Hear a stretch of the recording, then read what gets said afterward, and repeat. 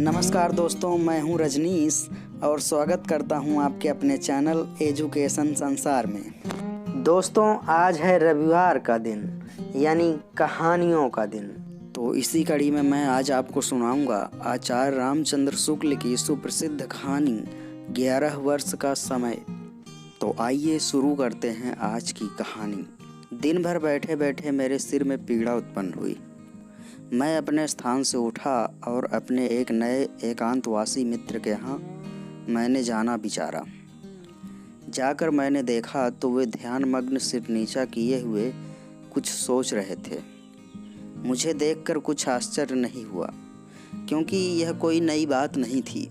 उन्हें थोड़े ही दिन पूर्व से इस देश में आए हुआ था। नगर में उनसे मेरे सिवा और किसी से विशेष जान पहचान नहीं है और ना वह विशेषतः किसी से मिलते जुलते हैं। केवल मुझसे, मेरे भाग्य से वे मित्र भाव रखते हैं। उदास तो वे हर समय रहा करते हैं। कई बार उनसे मैंने इस उदासीनता का कारण पूछा भी, किंतु मैंने देखा कि उसके प्रकट करने में उन्हें एक प्रकार का दुख सा होता है। इसी कारण मैं विशेष पूछताछ नहीं करता। मैंने पास जाकर कहा, मित्र, आज तुम बहुत उदास जान पड़ते हो। चलो थोड़ी देर घूम कर आवें, चित्त बहल जाएगा। वे तुरंत खड़े हो गए और कहा, चलो मित्र, मेरा भी यही जी चाहता है। मैं तुम्हारे यहाँ आने वाला था। हम दोनों उठे और नगर से पूर्व की ओर का मार्ग लिया। बाग के दोनों ओर की कृषि संपन्न भूमि की शोभा का अनुभव करते और हरियाली के विस्तृत राज्य का अवलोकन करते हम लोग चले। दिन का अधिकांश अभिशेष था। इससे चित्त को स्थिरता थी, पावस की जरावस्था थी।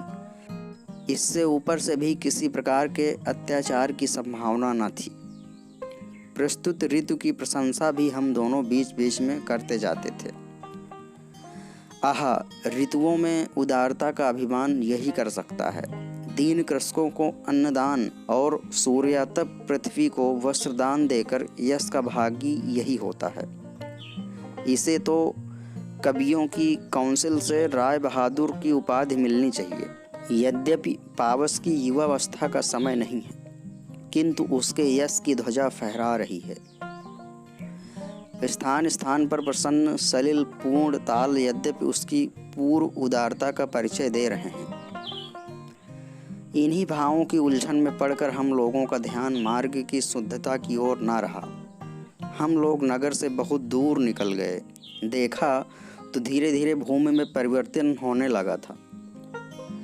अरुणता मिश्रित पहाड़ी, रेतीली भूमि, जंगली बेर मकोई की छोटी छोटी कटीली झाड़ियाँ दृष्टि के अंतर्गत आने लगी। अब हम लोगों को जान पड़ा कि हम दक्षिण की ओर झुके जा रहे हैं। संध्या भी हो चली। दिवाकर की डूबती हुई किरणों की अरुण आभा झाड़ियों पर पड़ने लगी। इधर प्राची की ओर दृष्टि गई तो हमने देखा चंद्रदेव पहले से ही सिंहासनारूढ़ होकर एक पहाड़ी के पीछे से झांक रहे थे। अब हम लोग नहीं कह सकते कि किस स्थान पर हैं। एक पगडंडी के आश्रय अब तक हम लोग चल रहे थे, जिस पर उगी घास इस बात की शपथ खा के साक्षी दे रही थी कि वर्षों से मनुष्य के चरण इस पर नहीं पड़े थे। कुछ दूर चलकर यह मार्ग भी तृण सागर में लुप्त हो गया। इस समय क्या कर्तव्य है? चित्त इसी उत्तर की प्रतीक्षा में लगा। अंत में यह विचार स्थिर हुआ कि किसी खुले स्थान से चारों ओर देखकर यह ज्ञान प्राप्त हो सकता है कि हम लोग किस स्थान पर हैं। दैवात सम्मुख ही ऊंची पहाड़ी देख पड़ी। उसी को इस कार्य के उपयुक्त स्थान हम लोगों ने विचारा। ज्यों-त्यों करके पहाड़ी के शिखर तक हम लोग गए। ऊपर आते ही भगवती जनहू नंदिनी के दर्शन हुए। नेत्र तो सफल हुए, इतने में चारु हासनी चंद्रिका भी अट्टहास करके खिल पड़ी। उत्तर पूर्व की ओर दृष्टि गई। चित्र दृश्य सम्मुख उपस्थित हुआ। जाह्नवी के तट से कुछ अंतर पर नीचे मैदान में बहुत दूर गिरे हुए मकानों के ढेर स्वच्छ चंद्रिका में स्पष्ट रूप से दिखाई दिए। मैं सहसा चौंक पड़ा और ये शब्द मेरे मुख से निकल पड़े, क्या यह वही खंडहर है जिसके विषय में यहाँ अनेक दंत कथाएँ प्रचलित हैं। चारों ओर दृष्टि उठाकर देखने से पूर्ण रूप से निश्चय हो गया हो न हो यह वही स्थान है जिसके संबंध में मैंने बहुत कुछ सुना है। मेरे मित्र मेरी ओर ताकने लगे। मैंने संक्षेप में उस खंडहर के विषय में जो कुछ सुना था उनसे कह सुनाया। हम लोगों के चित्त में कौतूहल की उत्पत्ति हुई। उसको निकट से देखने की प्रबल इच्छा ने मार्ग ज्ञान की व्यग्रता को हृदय से बहिर्गत कर दिया।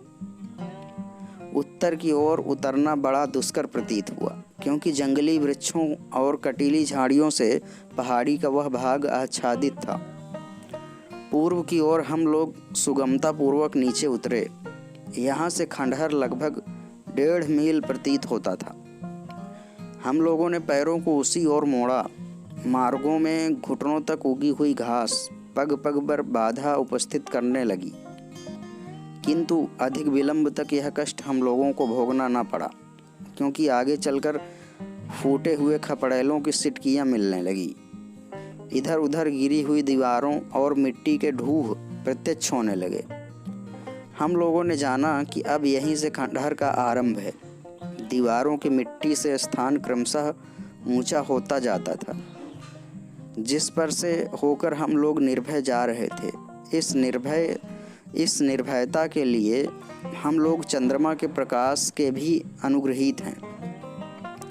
सम्मुख ही एक देव मंदिर पर दृष्टि जा पड़ी, जिसका कुछ भाग तो नष्ट हो गया था, किंतु शेष प्रस्तर विनिर्मित होने के कारण अब तक क्रूर काल के आक्रमण को सहन करता आया था। मंदिर का द्वार ज्यों का त्यों खड़ा था, किवाड़ सट गए थे। भीतर भगवान भवानीपति बैठे निर्जन कैलाश का आनंद ले रहे थे। द्वार पर उनका नंदी बैठा था। मैं तो प्रणाम करके वहाँ से हटा, किंतु देखा तो हमारे मित्र बड़े ध्यान से खड़े उस मंदिर की ओर देख रहे हैं और मन ही मन कुछ सोच रहे हैं। मैंने मार्ग में कई बार लक्ष्य किया था कि वे कभी कभी ठिठक जाते और किसी वस्तु को बड़ी स्थिर दृष्टि से देखने लगते। मैं खड़ा हो गया और पुकार कर मैंने कहा, कहो मित्र, क्या है, क्या देख रहे हो? मेरी बोली सुनते ही वे झट से मेरे पास दौड़ आए और कहा, कुछ नहीं, यूं ही मंदिर देखने लगा। मैंने फिर कुछ न पूछा, किंतु अपने मित्र के मुख की ओर देखता जाता था, जिस पर कि विस्मय युक्त एक अद्भुत भाव लक्षित होता था। इस समय खंडहर के मध्य भाग में हम लोग खड़े थे। मेरा हृदय इस स्थान को इस अवस्था में देख विदीर्ण होने लगा। प्रत्येक वस्तु से उदासी बरस रही थी। इस संसार की अनित्यता की सूचना मिल रही थी। इस करुण दृश्य का भाव मेरे हृदय पर किस सीमा तक हुआ, शब्दों द्वारा अनुभव करना असंभव है। कहीं सड़े हुए किवाड़ भूमि पर पड़े प्रचंड काल को साष्टांग दंडवत कर रहे हैं। जिन घरों में किसी अपरिचित की परछाई पड़ने से कुल की मर्यादा भंग होती थी, वे भी भीतर से बाहर तक खुले पड़े हैं। रंग बिरंगी चूड़ियों के टुकड़े इधर उधर पड़े काल की महिमा गा रहे हैं। मैंने इनमें से एक को हाथ में उठाया।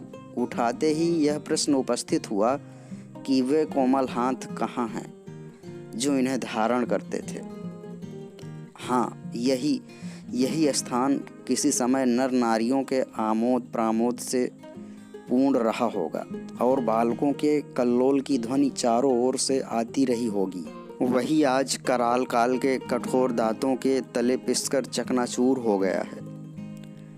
तृणों से आच्छादित गिरी हुई दीवारें, मिट्टी और ईंटों के ढूह, टूटे फूटे चौखटे और किवाड़ इधर उधर पड़े एक स्वर से मानो पुकार के कह रहे थे, दिनन को फेर होत मेर होत माटी को।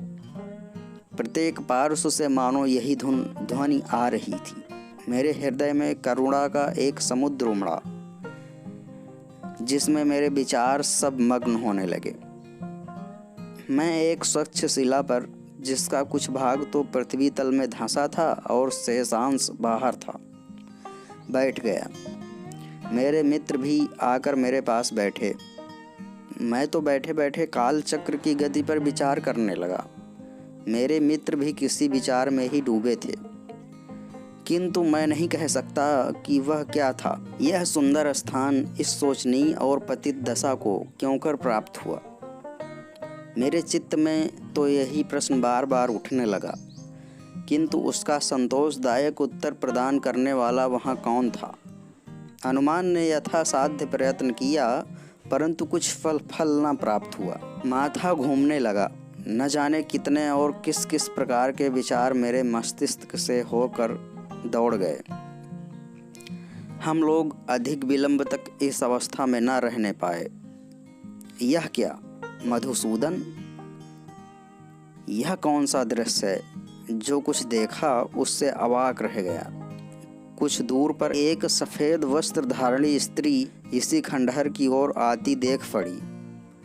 मुझे रोमांच हो आया, शरीर कांपने लगा। मैंने अपने मित्र को उस ओर आकर्षित किया और उंगली उठा के दिखाया, परंतु कहीं कुछ न देख पड़ा। मैं स्थापित मूर्ति की भांति बैठा रहा।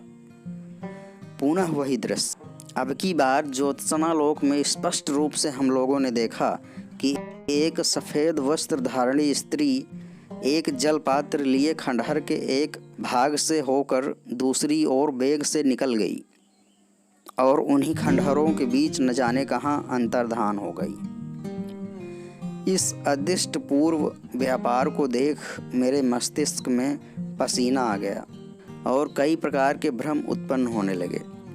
विधाता, तेरी सृष्टि में न जाने कितने अद्भुत अद्भुत वस्तु मनुष्य की सूक्ष्म विचार दृष्टि से वंचित पड़ी है। यद्यपि मैंने इस स्थान विशेष के संबंध में अनेक भयानक वार्ताएं सुन रखी थी, किंतु मेरे हृदय पर भय का विशेष संचार न हुआ। हम लोगों को भूत प्रेतों पर भी इतना दृढ़ विश्वास न था, नहीं तो हम दोनों एक क्षण के लिए भी उस स्थान पर नहीं ठहरते।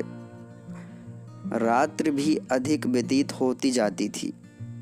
हम दोनों को अब यह चिंता हुई थी कि यह स्त्री कौन है। इसका उचित परिशोध अवश्य लगाना चाहिए। हम दोनों अपने स्थान से उठे और जिस ओर वह स्त्री जाती हुई देख पड़ी उसी ओर चले। अपने चारों ओर प्रत्येक स्थान को भली प्रकार देखते हम लोग गिरे हुए मकानों के भीतर जा जाके श्रृगालों के स्वच्छंद विहार में बाधा डालने लगे। अभी तक तो कुछ ज्ञात न हुआ। यह बात तो हम लोगों के मन में निश्चय हो गई थी कि हो न हो वह स्त्री खंडहर के किसी गुप्त भाग में गई है। गिरी हुई दीवारों की मिट्टी और ईंटों के ढेर से इस समय हम लोग परिवृत्त थे।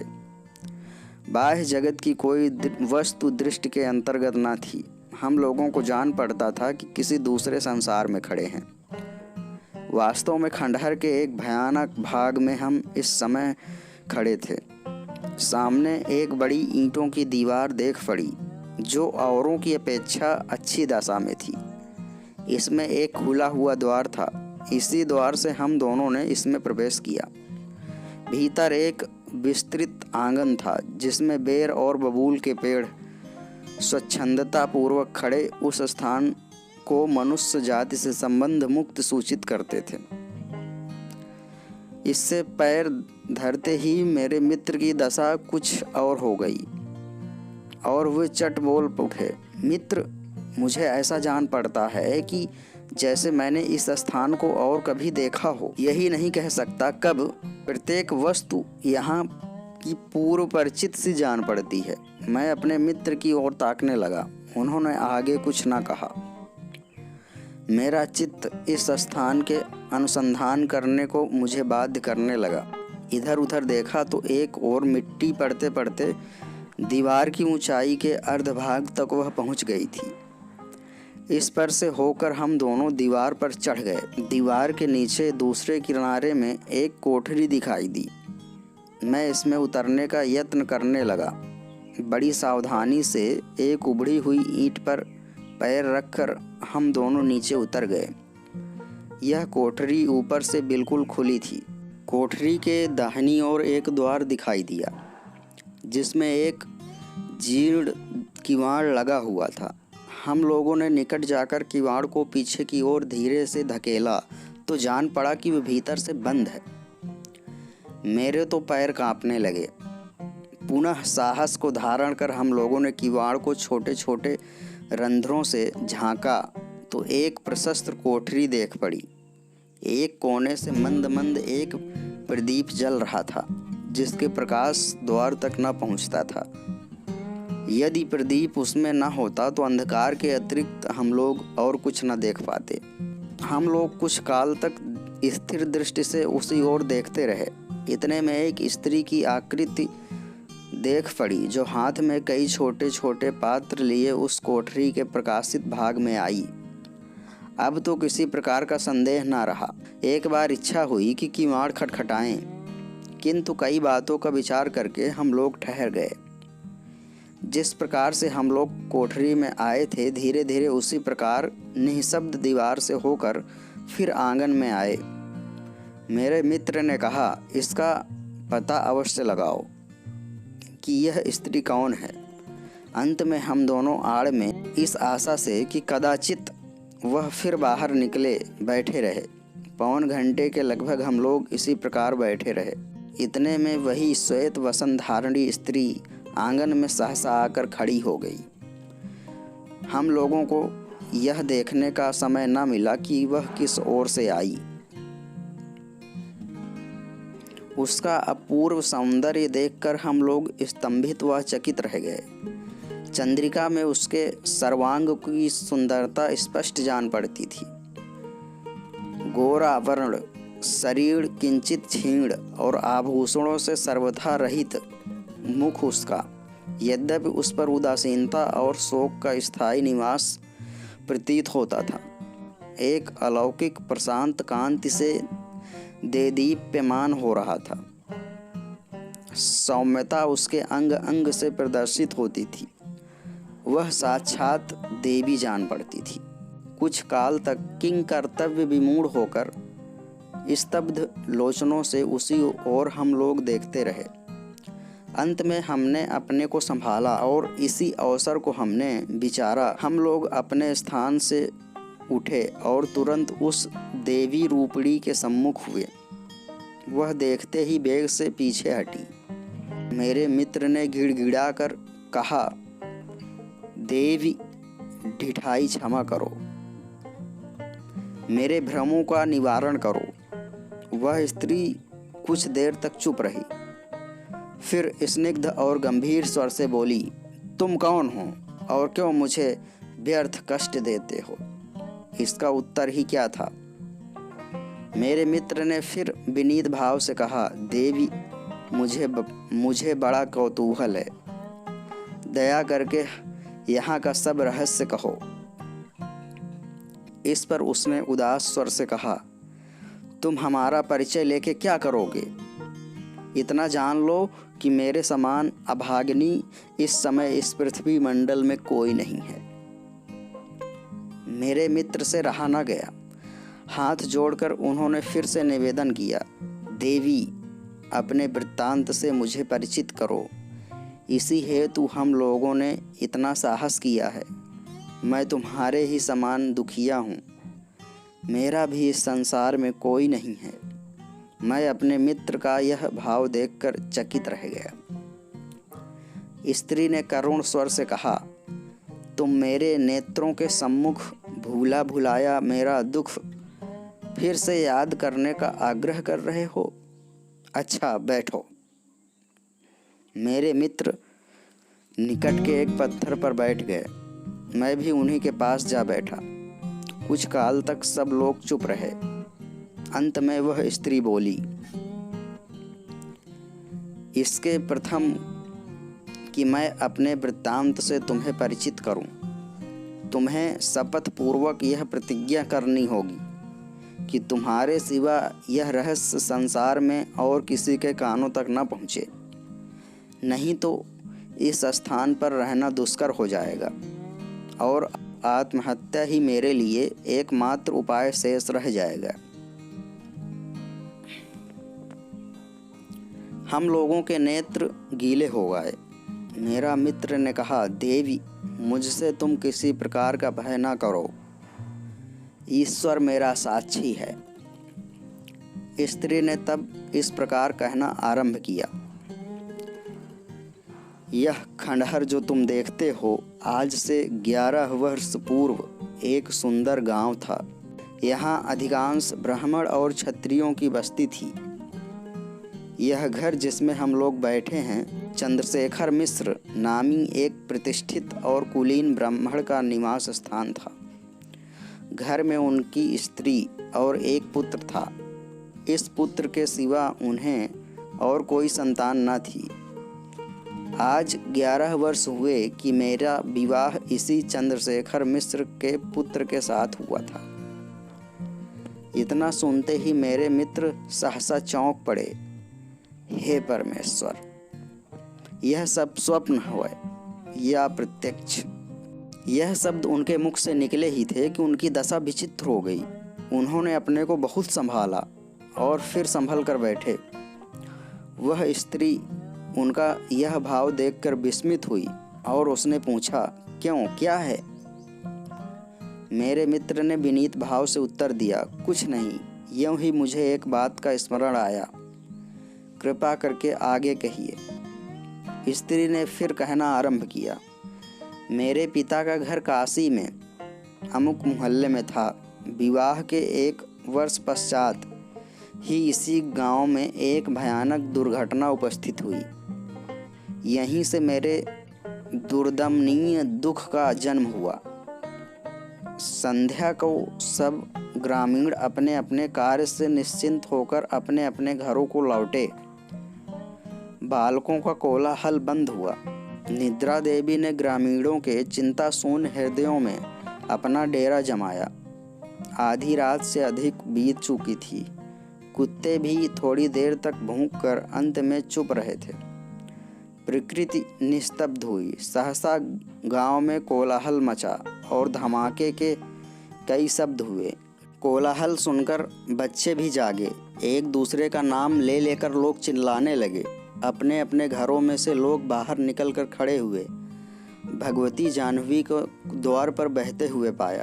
भयानक विपत्ति, कोई उपाय नहीं। जल का वेग क्रमशः अधिक बढ़ने लगा। पैर कठिनता से ही ठहरते थे। फिर दृष्टि उठाकर देखा, जल ही जल दिखाई दिया। एक एक करके सब सामग्रियां बहने लगी। संयोग बस एक नाव कुछ दूर पर आती देख पड़ी। आशा आशा आशा। नौका आई। लोग टूट पड़े और बलपूर्वक चढ़ने का प्रयत्न करने लगे। मल्लाहों ने भारी विपत्ति समुद्र देखी। नाव पर अधिक बोझ होने के भय से उन्होंने तुरंत अपनी नाव बढ़ा दी। बहुत से लोग रह गए। नौका पवन गति से गमन करने लगी। नौका दूसरे किनारे पर लगी। लोग उतरे। चंद्रशेखर मिश्र भी नाव पर से उतरे और अपने पुत्र का नाम लेकर पुकारा। कोई उत्तर न मिला। उन्होंने उसे अपने साथ ही नाव पर चढ़ाया था, किंतु भीड़ भाड़ में नाव पर अधिक होने के कारण वह उनसे पृथक हो गया। मिश्र जी बहुत घबराए और तुरंत नाव लेकर लौटे। देखा बहुत से लोग रह गए थे। उनसे पूछताछ किया, किसी ने कुछ पता न दिया। निराशा भयंकर रूप धारण करके उनके सामने उपस्थित हुई। संध्या का समय था। मेरे पिता दरवाजे पर बैठे थे। सहसा मिश्र जी घबराए हुए आते देख पड़े। उन्होंने आकर आद्योपरांत पूर्वोल्लिखित घटना कह सुनाई और तुरंत उन्मुक्त की भांति वहाँ से चल दिए। लोग पुकारते ही रह गए। वे एक क्षण भी वहाँ न ठहरे। तब से फिर कभी वे दिखाई न दिए। ईश्वर जाने वे कहाँ गए। मेरे पिता भी दत्तचित होकर अनुसंधान करने लगे।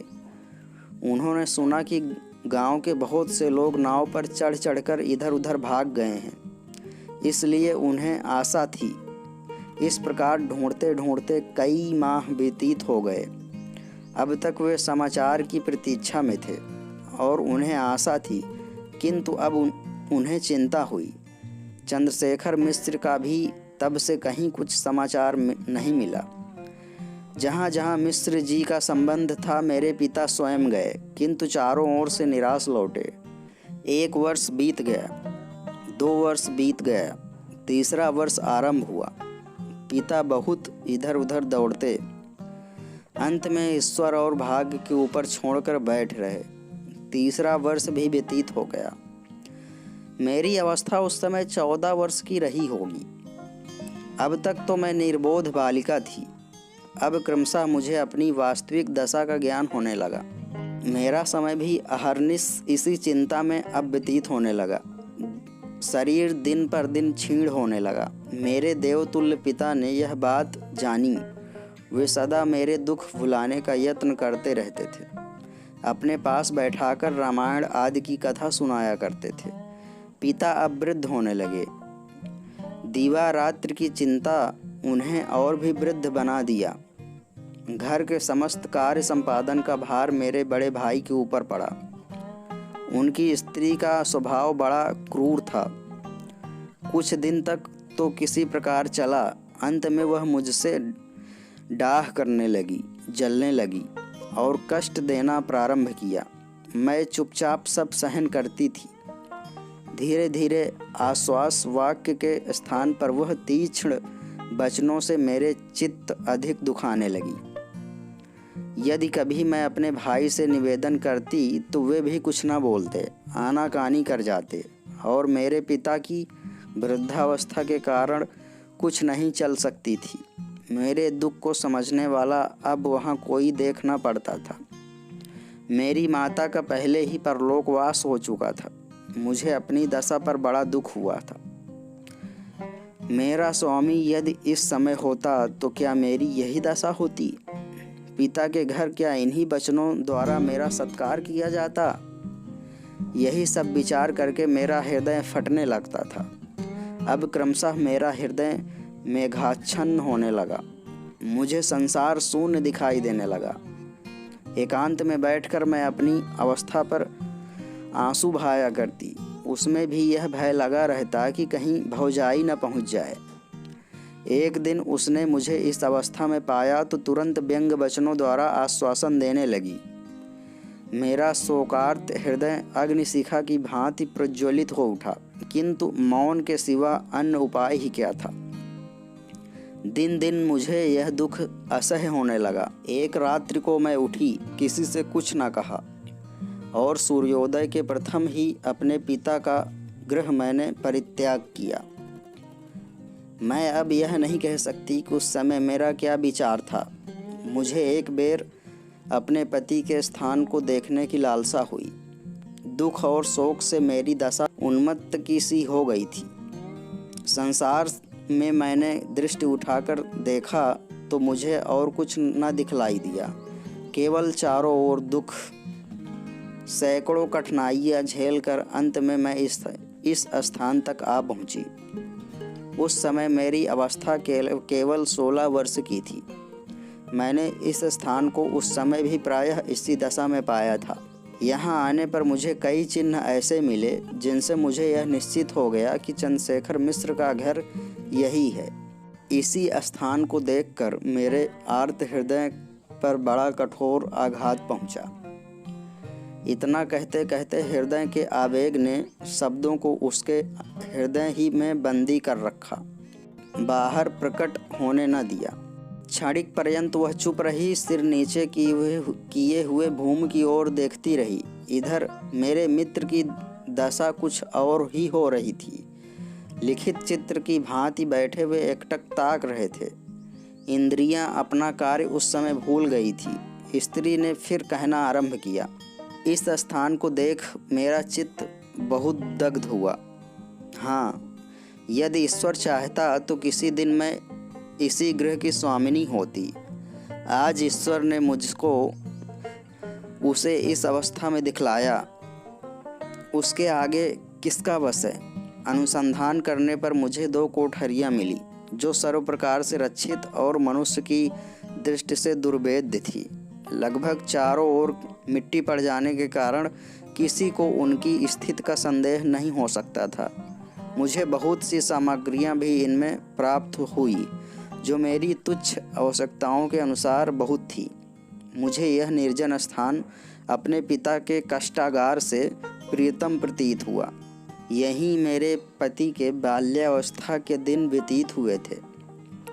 यही स्थान मुझे प्रिय है।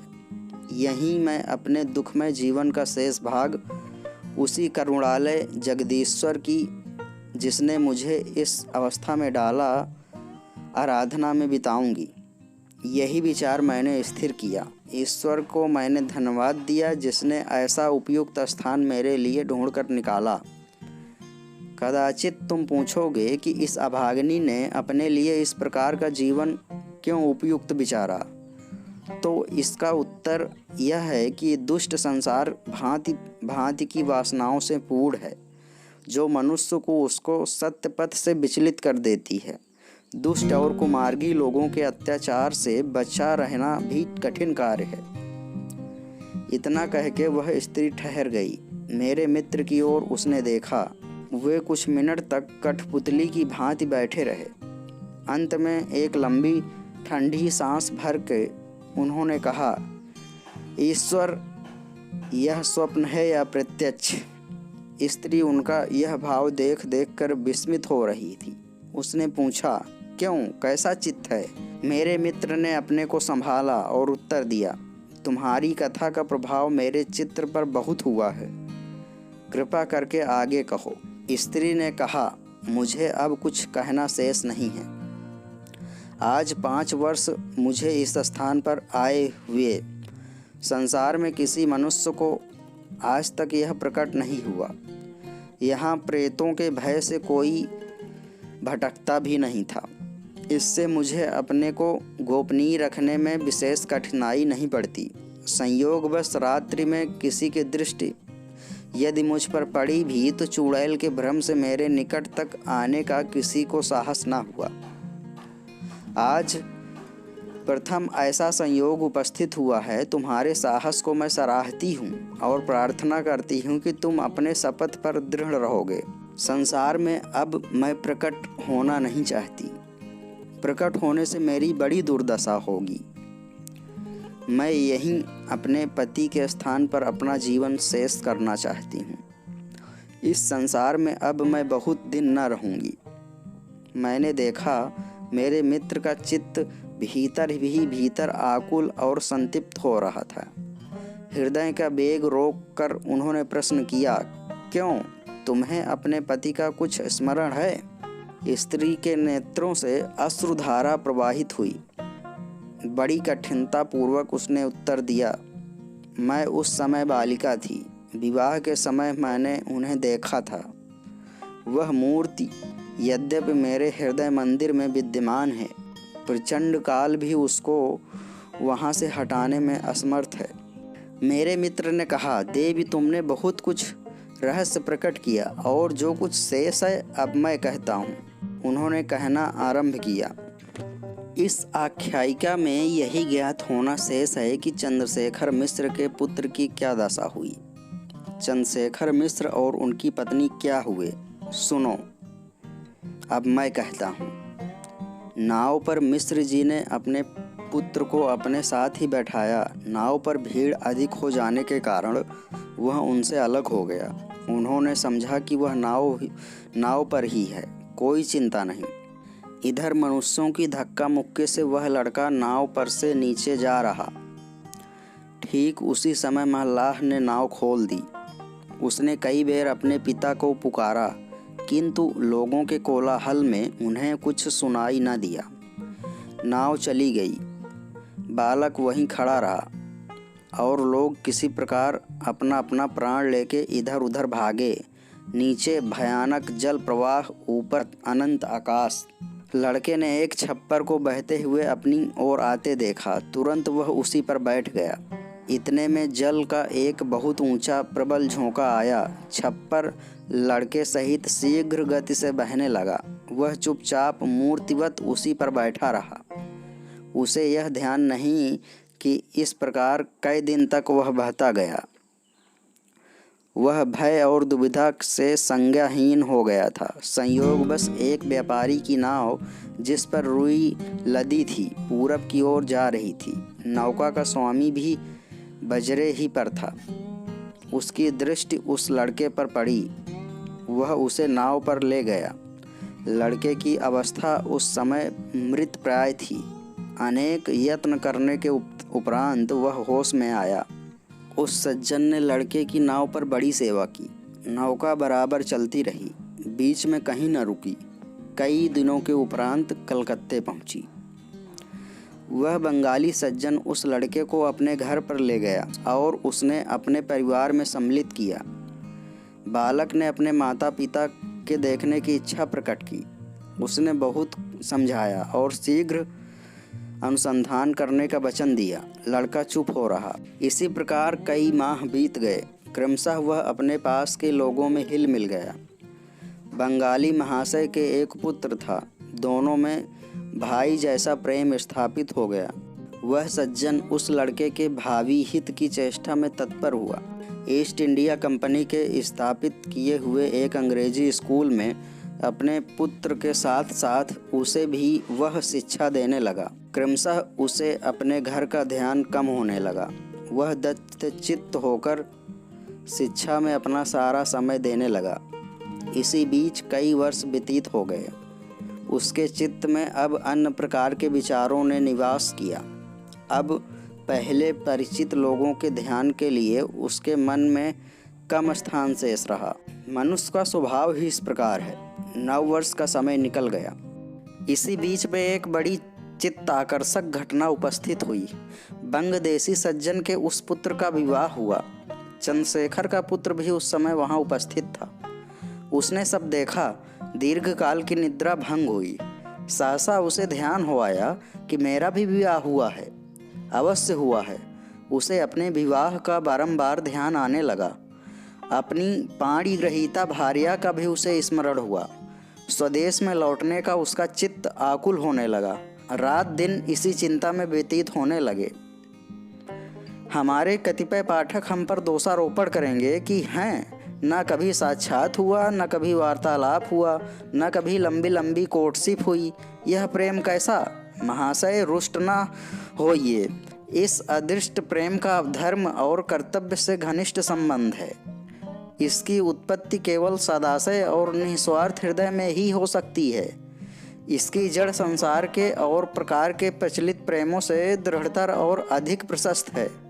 आपको संतुष्ट करने को मैं इतना और कह देता हूँ कि इंग्लैंड के भूतपूर्व प्रधानमंत्री लॉर्ड बेकन्सफील्ड का भी यही मत था। युवक का चित्त अधिक डामाडोल होने लगा। एक दिन उसने उस देवतुल्य सज्जन पुरुष से अपने चित्त की अवस्था प्रकट की और बहुत विनय के साथ विदा मांगी। आज्ञा पाकर उसने स्वदेश की ओर यात्रा की। देश में आने पर उसे विदित हुआ कि ग्राम में अब कोई नहीं है। उसने लोगों से अपने माता पिता के विषय में पूछताछ किया। कुछ थोड़े दिन हुए वे दोनों इस नगर में थे और अब वे तीर्थ स्थानों में देशाटन कर रहे हैं। वह अपनी धर्मपत्नी के दर्शनों की अभिलाषा से सीधे काशी गया। वहाँ तुम्हारे पिता के घर का वह अनुसंधान करने लगा। बहुत दिनों के पश्चात तुम्हारे ज्येष्ठ भ्राता से उसका साक्षात हुआ, जिससे तुम्हारे संसार से सहसा लोप हो जाने की बात ज्ञात हुई। वह निराश होकर संसार में घूमने लगा। इतना कहकर मेरे मित्र चुप हो रहे। इधर शेष भाग सुनने को हम लोगों का चित्त ऊब रहा था। आश्चर्य से उन्हीं की ओर हम ताक रहे थे। उन्होंने फिर उस स्त्री की ओर देखा। कदाचित तुम पूछोगी कि इस समय अब वह कहाँ हैं। यह वही अभागा मनुष्य तुम्हारे सम्मुख बैठा है। हम दोनों के शरीर में बिजली सी दौड़ गई। वह स्त्री भूमि पर गिरने लगी। मेरे मित्र ने दौड़कर उसको संभाला। वह किसी प्रकार उन्हीं के सहारे बैठी। कुछ क्षण के उपरांत उसने बहुत धीमे स्वर से मेरे मित्र से कहा, अपना हाथ दिखाओ। उन्होंने चट अपना हाथ फैला दिया, जिस पर एक काला तिल दिखाई दिया। स्त्री कुछ काल तक उसी की ओर देखती रही, फिर मुंह ढांपकर सिर नीचा करके बैठी रही। लज्जा का प्रवेश हुआ, क्योंकि एक हिंदू रमणी का उसके पति के साथ प्रथम संयोग था। आज इतने दिनों के उपरांत मेरे मित्र का गुप्त रहस्य प्रकाशित हुआ। उस रात्रि को मैं अपने मित्र का खंडहर में अतिथि रहा। सवेरा होते ही हम लोग प्रसन्नचित्त नगर में आ गए। बस यही थी आज की कहानी। दोस्तों, अगर कहानी अच्छी लगी हो तो एक लाइक तो बनता ही है।